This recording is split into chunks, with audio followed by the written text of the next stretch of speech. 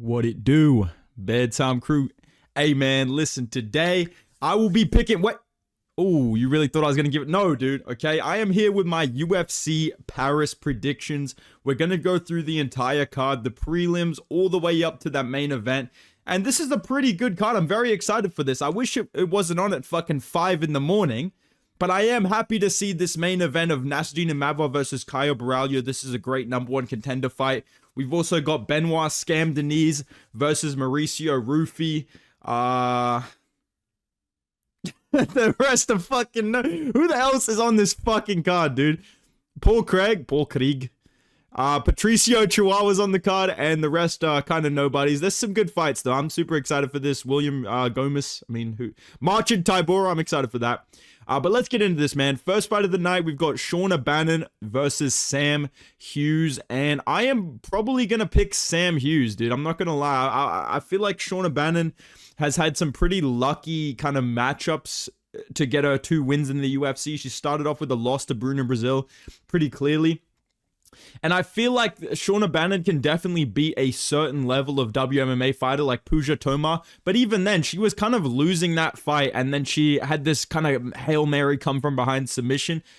Sam Hughes, she's pretty decent. Like, her record is shit, but I feel like she actually has good wins over some undefeated fighters in the UFC in the strawweight division. So I'm going to say Sam Hughes is just a little bit more physical, a little bit more well-rounded, not going out there on one leg throwing fucking side kicks like she's Wonder Boy. So I'm going to say Sam Hughes gets in her face and grinds out a decision win. But I'm going to be honest, I do not fucking care, lads. 2 in the morning, we will be there, all right? Next fight of the night, we've got Andreas Gustafsson versus Fakhretdinov. I feel like this should be way higher up the card, honestly.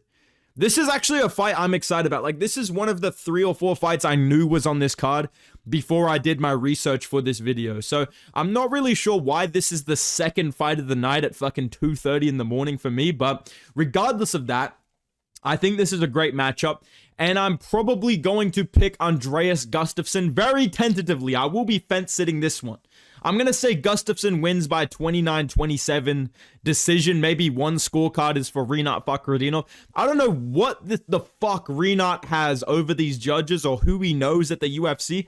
They literally cannot afford to give this guy give this guy a loss. They refuse. There's been at least 2 or 3 fights where I've been like, hold on a sec, I feel like he kind of lost that shit. And he wins by decision. The Carlos Leal fight is one a lot of people will point to. The Elizeu Zaleski Dos Santos fight was a draw. That was a very competitive fight. Same with Nicholas Dalby's split decision win. So I feel like when you look at what Andreas Gustafsson is good at and what Fakhretdinov is bad at, this is a bad matchup for Fakhretdinov. Andreas Gustafsson is going to probably get fucking cleaned out in the first round. He's probably going to get taken down. He's probably going to get rocked on the feet.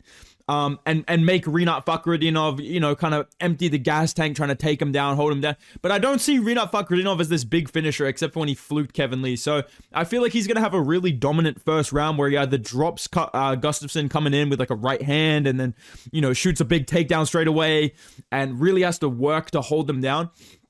And then in round 2 and 3, I feel like the cardio and the clinch work and the aggression of Andreas Gustafsson is going to take over, and he's going to be, pushing Fakhretdinov back and standing in the pocket, trading with him, not really getting tired, getting more confident as the fight goes on. He's got one of his eyes are shutting, but he's still landing big shots. Rinat's kind of smiling, slowing down, not really checking kicks, getting backed up to the fence. I think Gustafsson's going to be throwing in some big elbows, some knees to the body, defending takedowns, big shots on the ground, kind of like a Colby Covington kind of against Damian Maia type fight where, there is some good exchanges early on for Fakhretdinov, but Gustafsson just defends his takedowns as the fight goes on, starts to really drown him. And I do think that third round is probably going to be a 10-8 for Andreas Gustafsson. So I'm going to say a 29-27 decision win for Gustafsson. Maybe a split decision because, the judges do fucking love Fakhretdinov. But yeah, I feel like when you watch both of these guys fight, Gustafsson starts out pretty bad. He kind of makes you empty the tank trying to get him out of there, and then he builds as the fight goes on. He's really good at just staying in the pocket and exchanging, right? He's not going to let off the pressure. A couple of these guys, when they fought Fakhretdinov, they have these big moments in the pocket, but then they back off a little bit because they don't want to get tired as well. But that is not really a factor with Andreas Gustafsson. He gets better as the fight goes on. So I'm going to say that he has a great style to, like I said, maybe have a shitty first round, but then start to get his own takedown, start to mix up the clinch, start to elbow Rinat against the fence, knee him to the body, stand in the pocket, land big shots, stay walking forward, and Rinat's just going to be using his jab, getting tired, backing up. So I'm going to say Andreas Gustafsson wins that fight by decision. Next fight of the night, Brad Tavares versus Robert Bryczek. This is such a fucking NPC matchup, dude. I promise you, I did like a full day's worth of tape study for these fights and for this card. I could not be fucking asked to go and watch MMA full and look up Brad Tavares and Robert Bryczek. Like, who gives a fuck? Genuinely, who cares? I'm going to say Brad Tavares wins by decision. I think he's probably just going to stuff all this dude's takedowns if he shoots. He's probably just going to outbox him and land calf kicks. He's literally an Extreme Couture UFC 5 career mode training partner. Like, Brad Tavares is like a level 3 sparring partner that you bring in UFC 5, dude. Like, dead ass. Like, I'm sorry. That is just... And Robert Bryczek struggled to beat and lost to Ihor Potieria by decision. So, I just think there's a different level here. Yeah, Brad Tavares is probably going to win with his calf kicks, with his fucking elite takedown defense. Yeah, I'm going to say Brad Tavares wins that. Or he just gets randomly flatlined. That's the only ways this fight goes, is Brad Tavares by unanimous decision, or he just gets fucking flatlined randomly. But I'm going to say Brad Tavares wins. All right. Next fight of the night. I'm very excited for this. We got Sam Patterson versus Trey Waters. This is another fight that I really don't understand why this is on the prelims and quite early on in the night. I feel like this is a more exciting fight than some of the other matchups on this card. I'm going to say that Sam Patterson wins this fight by decision. I think that this is going to be a very competitive fight. I think Trey Waters is going to be a lot harder to finish and take down and control than some of the smaller guys that Sam Patterson's been beating. Like Danny Barlow, I don't know what the fuck happened in that fight. Sam Patterson literally touched him with like a glancing right hand. Bro was on Crip Street. Like straight away, he just touched him with a right hand. Fucking Danny Barlow's like on Bambi legs and just completely colded within a minute. So I don't think that's going to happen to Trey Waters. Trey Waters is a huge welterweight. He's going to be one of the only fighters that Sam Patterson can fight in this division that is taller than him and longer than him. Even then, Sam Patterson has a slight reach advantage, but I think Trey Waters does a really good job at fighting really long. Even though he's at a slight reach disadvantage, I think he's a little bit longer and rangier in the striking, He kind of reminds me of like Randy Brown. Like, if you watch Trey Waters fight, he kind of fights like Randy Brown. He's like flicking out front kicks. He's fucking moving his head all weird. He's flipping out the jab. He's kind of like a Sean Woodson, Randy Brown type of fighter. And he can win by decision. Like, he can definitely piece you up to a 3-round decision. But I think his grappling is a little bit below the level of Sam Patterson. And I will say that Sam Patterson probably has more one-shot KO power. Right? Like, basing off that Danny Barlow fight, I'm going to assume that Sam Patterson, just by virtue of being a little bit more accurate, a little bit more sitting down on his shots, whereas Trey Waters just, flicking the jab, trying to piece you up a little bit, flicking head kicks. Very nice lead side head kicks from Trey Waters. I'm going to say that, in this fight, Trey Waters is going to be more active on the feet, but Sam Patterson's going to be a little bit more powerful, a little bit more impactful on the feet, landing more damaging shots, and he's going to mix in grappling. I think he's going to have some moments where he threatens some submissions, racks up some control time. I'm going to say that Sam Patterson wins by decision with a couple of sub attempts, with some big shots on the feet. Maybe he's losing a round and then kind of lands a big shot and kind of steals the round. That type of momentum shifting will be happening just based on the fact that I think Sam Patterson's a better grappler. I think he's just a little bit more powerful on the feet. I think he's a little bit more, able to mix things up and get really solid control. He has very, very good grappling. We've seen it in the past couple of fights that he's had. He is a tall, lanky guy that's going to be able to lock up chokes and get on the back and hold you really easily. So I'm going to say based on the fact that Trey Waters' only loss is by Von Flue choke, which is like, come on, dude. How do you get Von Flued? I'm going to say Sam Patterson will be able to out-grapple him. That's going to be the difference in this fight. But yeah, I think this will be a competitive fight. I think it'll be entertaining as well. Trey Waters, I really like the body work that he does as well. Next fight of the night, another welterweight matchup. We got McKee versus Axel Sola.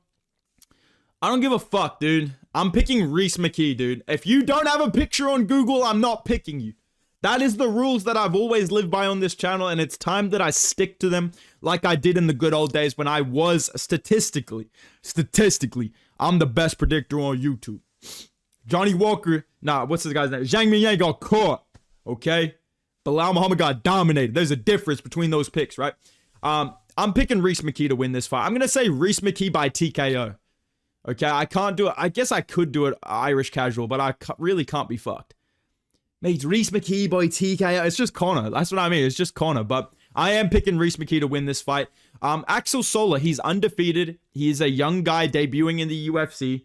And I know that most of the time you're like, fuck, I'm probably going to pick this guy against the guy with like a 14-6 record. But McKee's coming off a pretty good win in the UFC. He had like 3 knockdowns, 1 by doctor stoppage. Looked very, very good. Axel Sola in his last fight, because I watched his last fight, he got dropped with a straight punch down the middle in like a minute flat into the fight. And his opponent was piecing him the fuck up, dude. Like round 1 and 2, his opponent was beating the shit out of him. Like landing good combinations against the fence.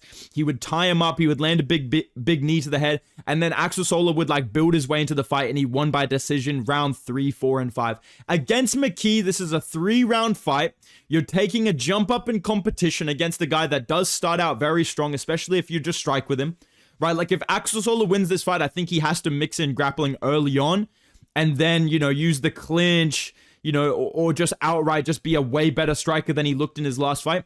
I don't really think that's going to happen. I think this is going to be a primary striking matchup, and I think McKee, with the reach and height advantage, is going to be able to land a straight punch down the middle early on, and then I think he's just going to put together big shots early on. I think he's going to be able to get a TKO win with a knee, like he's going to rock him with a right hand and then follow up, grab a hold of him, knee him in the face and get a TKO, or drop him once or twice and then follow up with some punches against the fence. Ref steps in. I'm going to say McKee wins by TKO inside 2 rounds. I feel like for Axel Sola to win this fight, he has to mix in grappling, and I didn't really see that in the tape that I watched. So I think that McKee is actually pretty underrated in this matchup. He's like a 2-1 underdog. I do not bet on my shit, bro. I swear you guys curse my shit. Whenever I get comments of like, yo, thanks Bedtime, I'm betting the whole house on this. Please don't do that. Please do not do that, bro. This is not a betting, this is not the fucking MMA betting mastermind, yeah. Don't fucking bet on my shit. Don't curse my shit, because you guys are the bad luck, not me, all right? That being said, McKee by TKO. Let's fucking go, dude. Next fight of the night, we've got Ante Delija debuting from PFL versus Marcin Tybura. You know, I train with fucking Delija, mate. He's a great fighter. But Marcin Tybura, he's just a different level, mate. He just genuinely is. I'm picking Marcin Tybura to win this fight by decision or like ground and pound TKO. Delija is literally Timu Sergey Pavlovich. There is no other way to describe this individual than if the police came, if Ante Delija robbed my house and the police came to me and said, what did he look like? What was he moving like? This guy was Timu Sergey Pavlovich. You're looking for a slightly older, worse Sergey Pavlovich. That's what you're looking for. I think Tybura is just going to get in his face. He's going to back him up. And he's going to take him down against the fence and control him. And I think he's going to land some big ground and pound. And I think out in the open, the only thing that Marcin Tybura has to do is basically avoid the boxing of Ante Delija. I think if he uses his kicks and then mixes in his takedowns, he's going to win by boring decision or by ground and pound TKO. Marcin Tybura is a very good gatekeeper. Like, I do not think you're bad if you lose to Marcin Tybura, unless you're tied to Ivasa and you get fucking destroyed in a round and you fake going out cold when I'm wearing a t-shirt of you at a fucking baby shower. But outside of that, I'm not saying Ante Delija's not good or whatever. I just think Marcin Tybura, people genuine, and hey, by the way, Lucas Tracy dissed me in his last video saying, oh, this guy was glazing blades. Lucas Tracy literally thinks Ante Delija is older than Marcin Tybura. He literally said that in his video. So I'm just fucking saying. Ante Delija is like 35 years old. And I feel like he's already past his prime. Marcin Tybura, his prime has always been what he is right now, which is number 11 ranked heavyweight. If you beat him, you're going up to the top 10, top 5. If you lose to him, you are a blob in the apex. That is what Marcin Tybura does in the fucking pecking order at heavyweight. And I think that is what he's going to do in this fight. I think, like I said, I think he's going to be able to handle the pressure of Ante Delija. It's nothing he hasn't seen before. And I think he's going to mix in the grappling very smartly, get takedowns, land big ground and pound like he did against Jonathan Deniz. I'm going to say Marcin Tybura by decision. I don't know why I feel like he's going to win by boring decision, but I could see a ground and pound TKO if he really locks in, but I'll just say Tybura by decision. All right, man. Next fight of the night, we've got Umar Sy coming back from his first loss to Alonzo Menifield. That's tough. Versus Brenson Ribeiro. I'm going to say Umar Sy wins this by decision. I think this is going to be a boring fight. I think Ribeiro is just not technically on the level of Umar Sy or any of these top 15 guys. Umar Sy against Alonzo Menifield, that was like a close-ass fight. Sy was able to get takedowns. He was able to do well in the feet. He just had really bad fight IQ in that matchup. There was nothing technical that I'm like, wow, Alonzo Menifield did a great job of defending. It was just more like Sy just for whatever reason after getting takedowns and winning the second round, just decided not to shoot anymore. And Brenson Ribeiro, he can grapple. He's coming off a submission win, but I think Umar Sy is the better grappler, and I think on the feet he's just a little bit cleaner, a little bit sharper. Probably not as powerful as Brenson Ribeiro, but I think he's just higher level slightly. Like, I think he's got a grappling advantage. I think he's going to have a wrestling advantage. I think he has a little bit of a reach advantage, so he can use his jab and his front kicks and then mix in the takedowns and the clinch when he needs to. So I'm going to say Sy just wins by boring decision, being more well-rounded, more sharp, and also utilizing French plot armor, which is a real thing. So we're going to say Umar Sy wins by decision. Headlining the prelims, I cannot wait, dude. Robert Ruchala. I mean, this guy's a fucking superstar. I've been waiting. You guys know this. I've been saying every video, when is the UFC going to sign Ruchala? When is the UFC bringing Ruchala in? These featherweights are in trouble when Ruchala shows up. Now he's finally here. I'm picking William Gomis by TKO. Why the fuck is William Gomis fighting some random NPC? Who is this guy's manager, bro? Because he beats Joe Anderson Brito, who's borderline fucking ranked at the time. Right? And even then, I was kind of a split decision. I thought Gomis won. Gomis lost. Excuse me. He beats Joe Anderson Brito. He is about to be ranked. His next fight, they say, here you go, bro. Have Haider Emil coming off one win in the Apex. Why? And you lose that fight by split decision. And most people feel like you won that fight. Your next move is, hey, kid, we're going to give you a guy debuting. Why? Who is this guy's manager? That being said, William Gomis is winning this fight by TKO. I think it's going to be a body kick. I think William Gomis has that Leon Edwards, like the Leon Mumblemouth animations. He's always like got that hand, the hand fighting. He's got the other hand up really high. He's using his kicks. He's using his jab. He's fighting at range. And I feel like one weapon he has very good, that is very, very effective, and it's going to work really well against Robert Ruchala, is the front kick to the body. Robert Ruchala is very skittish, very wiry. He moves around a lot on the back foot. But when I watch him fight, I feel like he's just like his body's just screaming for a front kick to the body. He's so open to a front kick to the body. And we've seen Gomis get TKOs with it before. We've seen him use it in all of his fights. He flicks it upwards. He can change it to a head kick really quickly. He can drop it low to the inside leg kick. I think that at that long range where Gomis likes to exchange, he's going to pressure Ruchala back to the fence, and then he's going to have his picking of like head kick, body kick, leg kick. I think he's going to push Ruchala backwards, and I think he's going to blast him with a front kick to the body, drop him bad, follow up, get a TKO. Late round one, maybe round two. I'm going to say front kick to the body, drops Ruchala, and then he follows up with ground and pound. I'm going to say Gomis wins this fight by TKO. But this guy does love to win a split decision, so I wouldn't be surprised if it's a random decision. But if he's actually seeing the same shit that I'm seeing, I'm a high-level MMA genius. Okay, I run a YouTube channel that makes me an expert. The front kick to the body, I feel like, is the path to victory for Gomis. I think he can get a TKO with that. So my picks for the prelims, I got Gomis, I got Umar, Marcin, Reese McKee, Sam Patterson, Brad Tavares. Oh my god, I just picked A 10 times in a row in the exam. And Sam Hughes. But these are my picks, all right? Next fight of the night, opening up the main card, we've got Patricio Chihuahua versus Keita. Now, people have been glazing this fucking guy, Keita, bro. People are telling me this guy's the Black Ilya Topuria is what I've been hearing. Okay? And you guys know me, dude. I got a cheesy ass smile on my face. I'm picking Patricio Pitbull, dude.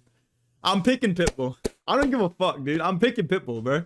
I've heard so much about this guy, and I sit down yesterday. I'm like, all right, let me watch this guy. This guy's the future of the division. Holy fuck, this guy's 3-1 favorite against Pitbull coming in on his debut. This guy's a fucking superstar.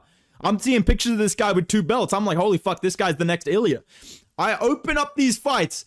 I know that Pitbull is kind of old and he's kind of low output, but I actually think the way that he fights, where he's kind of patient and he waits to time you with a takedown, and, you know, just counter punches, I think that actually will work really well against Keita, because this guy is not patient. This guy is just coming at you, swinging really wild overhands. I see a lot of and I've watched multiple of these fights. I feel like there's so many opportunities to counter punch this guy. The way that he overextends in the pocket, he seems very jittery. He's really explosive. He's really powerful. I definitely see the danger and I see how good he is. He's super, super fast, and I think he has a big speed advantage against Pitbull, but I think that in terms of the way that he fights, he swings so big, and Pitbull is really good at timing takedowns. We saw it against Dan Ige, where if you overextend even just a little bit, he can time a double leg right under your punches and get to your back, take you down, get to a single leg, get to the hips. I think that over 3 rounds, Pitbull's going to do a good job of ducking under the big shots of Keita and getting takedowns, controlling him. And I think that from, from that scramble, whether he takes him down and puts him on his back, if he puts him on his back, he's going to be able to control him from the guard, dude. I've seen Keita like be controlled for a decent amount of time in rounds where someone has finally made that read to duck under a punch and take him down. And I think that in this fight, Pitbull is going to be super, super patient, feinting at range, looking for leg kicks. Keita's going to go swinging big. And you got to remember, this is his fucking UFC debut in front of a huge crowd. And, there is a lot of pressure on this guy, and he's like a 3-1 favorite in this matchup. And, I think in this fight, he's going to be super jittery. I think he's going to overextend a lot and be super aggressive early on, trying to make something crazy happen. And I think Pitbull is just going to be a little bit more experienced, a little bit more composed. He's going to duck under big shots, get takedowns, control him, smudge him from the top half guard. If Keita tries to explode, I feel like Pitbull is so good at jiu-jitsu at like latching up submissions and just, staying really tight to you. We saw even against Yair Rodriguez in a pretty bad performance. The second Yair Rodriguez gave him an inch, Pitbull locked up an armbar, almost got him with that shit. So I'm going to say that in this fight, old man Pitbull is going to be winning by smudge decision, 29-28. Maybe a 30-27 if he gets on it straight away. But yeah, I think out in the open, Pitbull's going to be super patient. He's not going to rush into an exchange with this dangerous, super fast, explosive striker. He does have good takedowns if you just shoot them blankly, but Pitbull is really good, like I said, at using counter shots, like ducking under a punch. Boom, he's got your hips when you overextend. So that's the reason I think Pitbull can win this fight by decision. But yeah, it is a risky pick. I totally get it, but I feel like Pitbull definitely has a style to win this fight. So I'm gonna pick Pitbull, dude. All right, next fight of the night. Now I did see a little bit of I don't know if I saw a real post that this was canceled, but I'm just gonna talk about it anyways, just in case it's still on.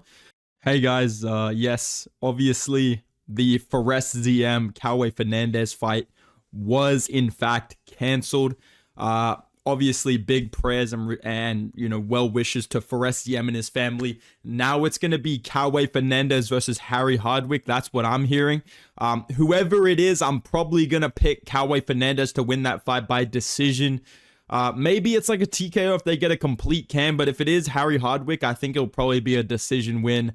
30-27 for Cowboy Fernandez.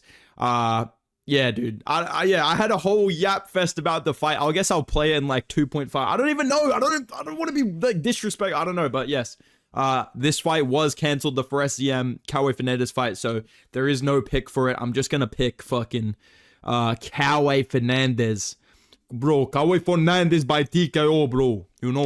That's my Brazilian casual. Anyways, let's move on to the next fight, boys. And next fight of the night, we have Modestas Bukauskas versus Paul Craig. I'm sorry, bro. You guys know I love Paul Craig, dude, but I have to pick Bukauskas by knockout. I'm going to say Modestas Bukauskas. There's potential here for a decision or a KO. Paul Craig, I'm sorry, at this point, I'm going to say, I'm going to say Bukauskas by decision, bro. I'm going to say this guy wins by decision. I think that Paul Craig, he is kind of washed, but I think he still has enough tricks up his sleeve to kind of extend a fight and, you know, mix in his grappling where he can. And obviously, when you're dealing with light heavyweights, there is always a chance that Bukauskas just throws himself into a submission. But I feel like overall, Bukauskas has made improvements in his game. Like, we've seen that he's won like 3 of his 4 last fights in the UFC, I believe, like against decent guys. Like, I don't think he beats crazy crazy high level guys, but I don't think Paul Craig beats those guys either. So I think at this point, Modestas Bukauskas, better striker, better overall, you know, wrestling defense. Paul Craig's defense on the feet is fucking atrocious. He really can't wrestle. He pulls guards still at this point. Yeah, I feel like Modestas Bukauskas can win by decision. It's going to be probably a little bit boring if he does win by decision. I definitely feel like on the feet he can get a KO, but I'll give Paul Craig a little bit of respect, and I'll say Modestas Bukauskas wins by decision or like a round 2 knockout. Yeah, Modestas Bukauskas, I'm going to pick him to win that fight, man. All right. Featured fight of the night, we got Mason Jones versus Balaji Oki. This is another fight that I think will be pretty entertaining. These guys both like to get really scrappy in the pocket. I think early on, Balaji Oki will do well. Like, he starts out really good in all of his fights. You know, he's quick with the hands. He's super dangerous, but sometimes he kind of gets overzealous. And either he mixes in grappling, tries to, you know, manhandle people, ends up in a bad spot. We saw him get submitted by Chris Duncan. Or even in his last fight against Michael as well. Like, there was points where he's doing good on the feet and then he randomly mixes in a clinch or something and just, you know, gets overzealous and kind of gets sloppy and then gets countered and hit with straight punches, right? So I think in the pocket, they will get scrappy. Mason Jones will kind of be, you know, defensive a little bit early on, but then as he starts to find his range, I think he's going to mix things up better, land more kicks, front kicks, calf kicks, and then in the pocket, I think he's going to start to slip the shots of Balaji Oki, start to find his timing, especially going into that second round. I think Mason Jones will be starting to kind of piece him up in the pocket. And Balaji Oki will try and get like a little bit aggressive to try and find him. And I think Mason Jones is going to do a good job at ducking under those shots, getting takedowns. And I think he will get to the back and get a rear naked choke in the second round. I'm going to say Mason Jones wins by submission in late round 1 or round 2. Yeah, probably a rear naked choke. I just see him like ducking under a big swing from Balaji Oki, taking him down, getting on his back, or maybe like a head and arm choke if he just goes to his back. So I'm going to say Mason Jones wins by submission inside 2 rounds, okay? Co-main event. Benoit Saint-Denis. Your time has come. There's no way out of this one, brother. I'm going to pick Mauricio Ruffy by knockout. I'm going to say round 3 knockout for Mauricio Ruffy. Maybe late round 2. But I do feel like BSD has the type of style to win a round off Mauricio Ruffy. I do not think Mauricio Ruffy is the second coming of Jesus, like some of these fighting nerd fans do, okay? I'm realistic here. But Benoit Saint-Denis, I'm not going to act like this guy's a fucking, oh my god, man. BSD's just a different fucking level than Bobby Green, man. Is he really? Like, is he actually, bro? I think this is what I think is going to happen. I think starting out, Benoit Saint-Denis is going to be pressuring. He's going to be landing good leg kicks. Mauricio Ruffy's just going to be aura farming at range, just standing there, not really checking the kicks. I think BSD is going to pressure with the kicks. He's going to be throwing his slow motion boxing combinations. And then the way that BSD shoots, it is comical. Like, it is genuinely, I'm sorry, but sometimes I go, man, am I hating on BSD too much? And I rewatch a fight, I go, no, never mind. I'm completely right about this guy. Just shoots the most telegraphed takedowns you've ever seen in like ranked lightweight history. And I think that early on, Ruffy is going to be patient. I think that BSD will get takedowns simply because BSD shoots with his head on the inside as opposed to the outside. Now, when you watch Gene Silva versus Bryce Mitchell or Prates versus Ian Gary or any fight like that, most of these guys, they're shooting with their head on the outside, and that leaves openings for Gene Silva to shoot his guillotine or Prates to, you know, stuff the head, lift the hips, and defend that way. I think for Ruffy, he's better at defending when someone shoots with their head on the outside, but give it, you know, say what you want about BSD. He always shoots with his head on the inside, and he doesn't really get threatened with the guillotine as much as he did against Dustin Poirier. I think he will just put head on the inside, get his hands together, take down Mauricio Ruffy up against the fence. Ruffy's going to be patient, get back up. I think that BSD will win the first round, just being aggressive, and Ruffy just being defensive and patient, like I said. But on the feet, I think as we go into round 2 and round 3 potentially, I expect Ruffy to make reads. I feel like he's going to start to really read the takedown attempts of fucking BSD, start flashing knees, maybe almost catch him with something big, or, you know, catch him with a big knee as he's coming in, make a big cut. BSD still tries to get the takedown. I think as the fight goes on, Ruffy's going to do a good job of getting underhooks, reversing him, you know, putting him up against the fence, breaking away, retaking the center of the octagon, and forcing BSD to strike with him. And I feel like the longer they stand at range, the quicker we lead to Mauricio Ruffy knocking him out. I think as the fight goes on, Ruffy will make his reads. He'll defend takedowns a lot easier, or he'll lift him up. Like I said, get double underhooks, turn him to the fence, you know, knee him to the body, break away, start looking for big spinning elbows, start looking for, you know, jump knees, you know, look away uppercuts, stuff like that out in the open. And Benoit Saint-Denis will be just pressuring, starting to kind of get damaged, starting to slow down. And I think in round 3, Ruffy either, you know, reverses a really bad takedown, ends up on top, starts, you know, blasting him with ground and pound, gets a TKO via ground and pound, or shucks him away from a takedown, knocks him out in the open with something crazy like a fucking knee to the head, or, you know, a fucking right hand over the top, just drops BSD bad. Yeah, I think Mauricio Ruffy, basically, if you're not following the script here, loses the first round, super patient, doesn't really do that much, just kind of lets BSD work a little bit, wear him down a little bit, you know, defends well, doesn't really get his back taken, probably just gets sat down against the fence and tries to build back up. And then I think in round 2 and 3, he's going to read the really telegraphed takedowns of Benoit Saint-Denis better, start to damage him, start to make him tired with his defense. And then out in the open in round 3, I think he's going to knock him out. So yeah, I'm going to say Ruffy wins by knockout, late round 2 or round 3. Again, ground and pound's a possibility, or just out in the open, forcing BSD to strike, chins him. Yeah, I'm picking Ruffy in that fight, dude, all right? Main event, we've got Nassourdine Imavov versus Caio Borralho. Dude, I feel like this is literally going to be a split decision. Like, I genuinely feel like this is one of the closest fights. I'm going to pick Imavov. I'm going to pick Imavov to win this fight. I feel like this is a very close fight.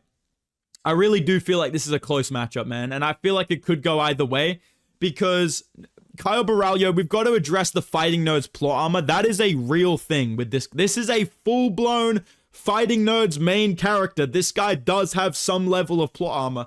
But Nassourdine Imavov is on such a good run, and I feel like he has every tool needed to beat Caio Borralho, but I think it's going to be by decision. Out in the open, Caio Borralho, I do not think he can outbox Nassourdine Imavov. I think he has a good jab. I think he will land his jab. He has good calf kicks. He has great jiu-jitsu once he takes you down. But I do not think it's going to be easy to take down Imavov. I think Imavov will mix in takedowns of his own, and they'll both kind of cancel each other out. And I think out in the open, this will be a primary striking matchup, very patient kind of chess match. I think that Caio Borralho's stance and his boxing leaves openings for counters down the middle. I feel like Imavov can land that ducking down right hand over the top that he was landing against Adesanya, that he got the finish with. I think that will be there, just not as a finishing sequence against Caio Borralho, because of the way that Borralho moves around. His lead hand is very low. He flicks his jab and then just kind of pulls it down to his hip. I think Imavov is going to make a read on that, start countering, maybe start feinting up top using calf kicks of his own. And I think out in the open, it's going to be a very technical chess match where Imavov has a slight speed advantage. I think he has a little bit of an advantage boxing in the pocket. I think he has a very good game in the clinch, where Caio Borralho usually can mix things up, shoot takedowns. I think he will get takedowns in this fight. I also think Imavov will get at least one takedown in this fight. And I feel like in the difference is, Imavov, I think, is more powerful, more dangerous on the feet. I think he's a little bit longer and a little bit more, like, I don't know how to explain, a little bit more well-rounded, I think, in terms of his overall game in the striking. I think he's got better boxing. I think he has slightly better defense. I think Caio Borralho has a little bit of a grappling and cardio advantage, but I don't think there's enough of a gap where I say, oh man, Caio Borralho, if he mixes in the grappling, he's going to win this fight. I think that Imavov can do good to defend the takedowns and lift up Caio Borralho and use some physicality to kind of defend that and reverse position, do damage in close. I think it's going to be a very close fight. I think that Caio Borralho, will do well in the boxing with his jab and his calf kicks. And I think if he mixes in the grappling, he can win this fight. But I think that Nassourdine Imavov is going to use the body kick that we saw Paul Craig landing a lot. I think he's going to follow with straight punches after his kicks, mix in the front kick, do a good job switching stances to neutralize the calf kicks of Caio Borralho. And they both have very high level footwork and, management of range. So I don't think there's a big discrepancy in the striking or the grappling. I think slight advantage Imavov striking, slight advantage Borralho grappling. And I feel like this is going to be a primary striking matchup. So I'm going to say Nassourdine Imavov wins this fight by 48-47 decision. I think Caio Borralho will be able to come back on late. But I think it's just going to be a little bit too little too late. Maybe he gets a really good takedown, wins a round really easily late. Something like that. It's such a hard fight to predict. I feel like Nassourdine Imavov's just going to do a little bit better in the boxing, cause more damage, do enough to defend the takedowns, land some knees in close. Caio Borralho is going to land his jab, look for his calf kicks. I think it's going to be very competitive, but I'm going to say Nassourdine Imavov wins by 48-47 decision. Very close fight, but yeah, I lean Imavov. I think it's going to go to a decision, and I think hometown advantage is a little bit of a factor to consider as well. Yeah, super close fight. But of course, I'm a fucking idiot if I get this one. If Caio Borralho literally wins by coin flip split decision, people will come to me, dude, this fucking guy picked him off, dude. But regardless, these are my picks for UFC Paris. Let me know your opinions in the comments down below. If you guys enjoyed the video, drop a like, subscribe to the channel. I'm sorry that I didn't make a video yesterday. I had to watch all this tape and I just didn't get time to do it. I had training and stuff. So I apologize. I will be back with a tier list tomorrow. Okay, hold me to it. And I will see you guys in that video. Make sure you follow me on Instagram and Twitter at Bedtime MMA as well. And yeah, boys, have a good one. Goodbye.